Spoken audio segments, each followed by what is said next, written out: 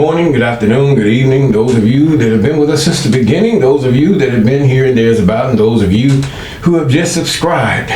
Yes, as well as those of you who are contemplating subscription. Like, share, and subscribe. We thank God you're walking with Mr. Clay. I'm Mr. Clay.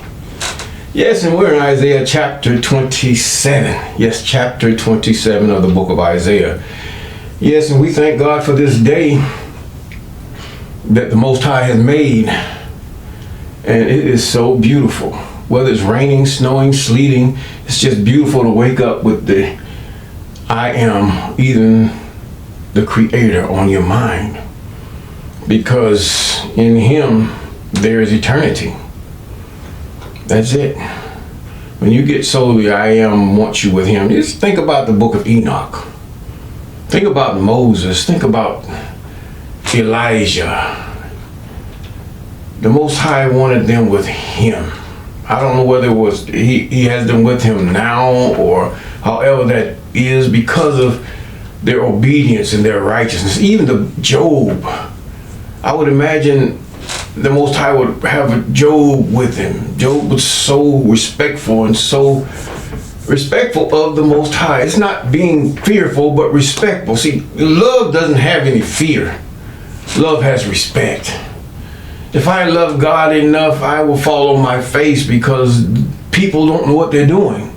They might sound as though they're scientific and all these things, but the fact is, when we walk out of the laws, statutes, commandments of the Most High, we're blind. We don't know what we're doing. Number one, thou shalt have no other gods before me.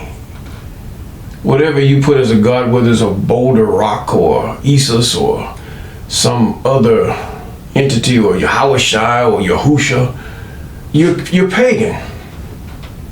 How many times God have to warn you that you're pagan? Something is wrong. Haven't you felt that? Something is wrong.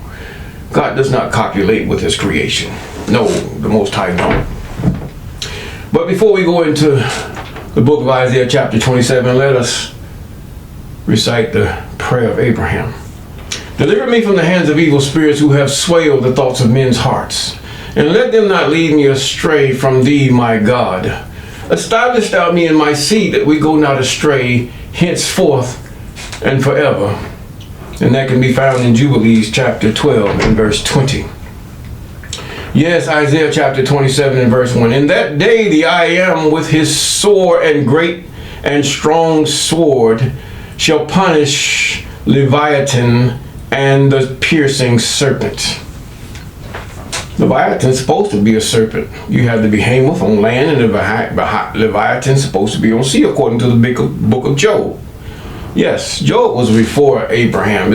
He was before Isaiah. Yes, that Edomite shows that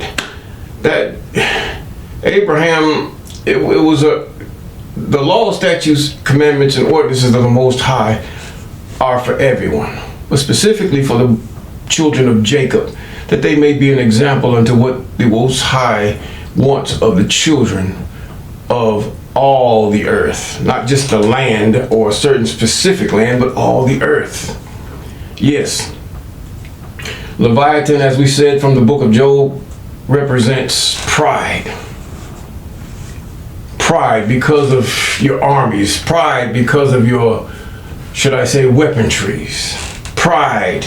Even so much pride that the king of Babylon put himself as a god. Even so much pride that Nimrod wanted to shoot an arrow, get up to God, and he persuaded all the people to build something tall enough, even though he was ignorant of what the I am, or where the I am was or is. He thought he could reach into the sky. And you have people that are just as ignorant or not informed. So the Leviathan, the piercing spirit, pride is piercing. Pride will pierce. Either way, negative or positive, it will pierce. Because with pride there comes what we call that, should I say, moonlighting, or whatever you would call it. The thought slips my mind. gaslighting. That's what it is. Pride will cause you to gaslight. Guys, pride will cause you to be a narcissist. That's a person of pride. Yes. And even some people have pride in their humbleness. Yes, they do. So-called humbleness. So we have to have a balance before the I am. And that balance is found in the law, statutes, commandments, and ordinance of the Most High. And it is fair. Yes. That Leviathan, we said, is that crooked serpent. In other words, Isaiah saying that this serpent, this Leviathan was a serpent. It was a snake-like creature or a lizard-like creature. And he shall slay the dragon that is in the sea. He said, Leviathan shall slay whom I believe is in the Revelation. It talks about how the dragon came out of the sea and the sea represented the people. So it says here in Isaiah how the sea represents the people, if you will look. Yes. The Leviathan, that crooked serpent, and he shall slay the dragon that is in the sea. This is a parable. This is a parable. This is a metaphor, whatever you want to call it. Look more into it, because Leviathan and the Behemoth represents certain things. They are spirits. Yes, they are spirits. But that dragon that causes pride, that dragon that causes men to try to assert authority over other men when all men are created after the image of the Most High. Yes. But yet we go on. But this Leviathan, pride shall be slain. This is something to think about. I'm stuck here for a little bit. But either way, yes, Leviathan. Think about that word. And in verse 2, in that day sing unto her a vineyard of red wine. Yes, sing unto her who? Israel. That's what he's talking about. Oh, the I am do keep it. The I am do keep the children of Jacob. I will water it every moment, lest any hurt it. I will keep it night and day. Fury is not in me. Who would set bears and thorns against me in battle? You cannot defeat the Most High. I would go through them. I would burn them together. The Most High don't need missiles or Mach 10 missiles or nothing like that. Whatever the Most High wants against you can work at the speed of light, the speed of thought. Yes, either one, which is faster. Or let him take hold of my strength, that he may make peace with me, and he shall make peace with me. My strength. What is the strength? How do you take hold of the strength of the I am, the Creator, the Almighty? How do you do this? He shall cause them that come of Jacob to take root. Israel shall blossom and bud, and fill the face of the world with fruit. Hath he smitten him? He's talking about the Leviathan. Yes. Or as he smote those that smote him, or is he slain according to the slaughter of them that are slain by him? In measure, when it shooteth forth, wilt thou debate with it? He stayeth his rough wind, and in the day of the east wind. By this, therefore, the iniquity of Jacob be purged. And this is all the fruit to take away his sin. What takes away his sin? By purging, showing Jacob his heart. Because many of us, we stand in hypocrisy in many ways. But when God shows us our heart and we begin to turn from our wicked ways, in other words, stop doing it. When you are so full of your ways, you just stop, just like a smoker or a drinker. Once they get to the point where they say, enough is enough, they stop, period. An adulterer, stop. The first adultery can sometimes maybe end your life. An adulteress, the same thing. A murderer, there's no stopping to it. The only thing that can happen to him, that his life be deleted. Period, because of the commandment of the Most High. But the world says the Most High's ways are not right. But the Most High say, are your ways not right? You say that the I am is too absolute. But are you too liberal to allow a murderer to live, one that has been defined or have been found to be the true murderer? Due process? Yes, God believes in that. God does that before man even thought of it. He says, by this therefore the iniquity of Jacob be purged, and this is all the fruit to take away his sin. He's talking about Jacob. When he maketh all the stones of the altar as chalk stones that are beaten in sunder, and groves and images shall not stand up. He's not talking about Jesus, please. Now, yet the defense city shall be desolate. It is. It's desolate, even to this day. And the habitation forsaken, and left like a wilderness, and there shall a calf feed, and there shall he lie down and consume the branches thereof. And it is true. It's become sort of a pasture land. And you look over there at Tellerad, it's got one long crop next to it, but it's desolate, period. When the boughs thereof are withered, and they shall be broken off, the women come and set them on fire, for it is a people of no understanding. See, no understanding. Why? Because of confusion, even to this day. Therefore, he that made them will not have mercy on them, and he that formed them will show them no favor. What is he talking about? Who is he talking about? He's talking about yet that defense city and the habitation forsaken. He's talking about Jacob, because Jacob. This is how God is going to purge Jacob. And it shall come to pass in that day that the I am shall beat off from the channel of the river unto the stream of Egypt. And ye shall be gathered one by one, O ye children of Israel. He's talking about the Nile. That's the stream, the river, unto the stream of Egypt. It's the Nile, it's not the Red Sea. And shall be gathered one by one, O ye children of Israel. And it shall come to pass that in that day a great trumpet shall be blown. Oh, when that trumpet sound.